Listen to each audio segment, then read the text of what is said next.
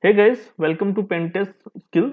So in this tutorial, we will be running MobSF, which is an automated framework for static and dynamic analysis of mobile applications. So let's start. Let's see how we can do that. In the this particular VM, the MobSF is already installed and integrated. Fine. So let's just go to Android zone and just go to MobSF. Just drag it down. Here you can see that there is a MobSF framework, and apart from this MobSF you can also explore other frameworks available with it. Okay, so for now we will be focusing on MobSF framework.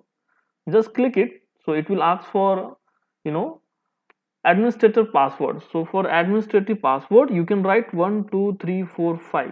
That is the password for admin users, and this is the same password through which you will be logging in this VM. Okay,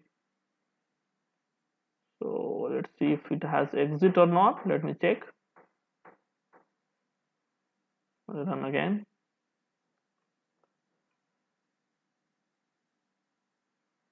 I think it somehow got exit. So either you can run it here also, or you can install in your system, or any Linux machine as well as for Windows machine. So let it start. I guess it has already started. Let me check with my browser.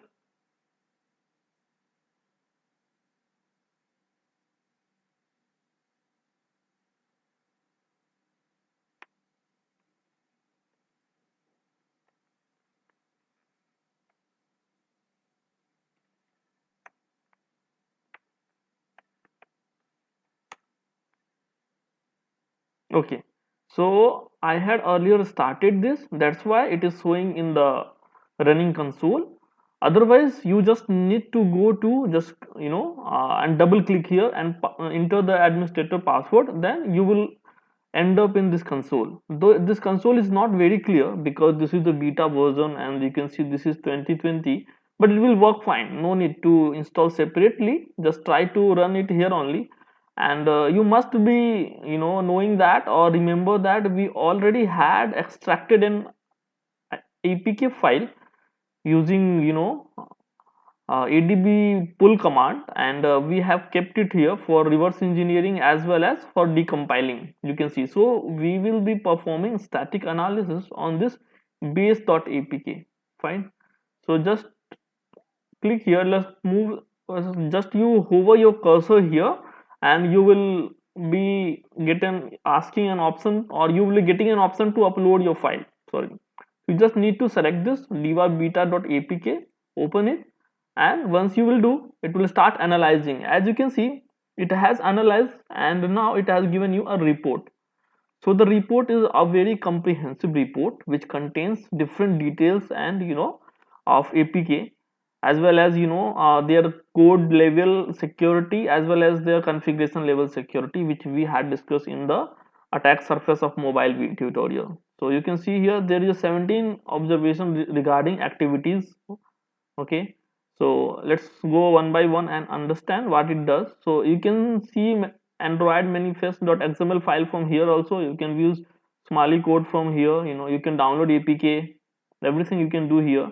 Now it's saying the signed value and all. The certificate status is bad, this is one of the observation. And it requires internet permission, so it says it's dangerous, but it varies from case to case, depends on the requirement of an application. Again, it has access to read external storage. It can read sd content, so that is the permission which has been provided to its manifest.xml file.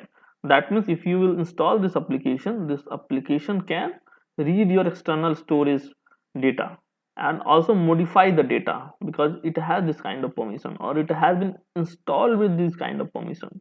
Now see, found elf built without permission, so it's related to different classes which a developer use to develop a code. So this is basically code level vulnerabilities, and it has also given the path where this vulnerability exists.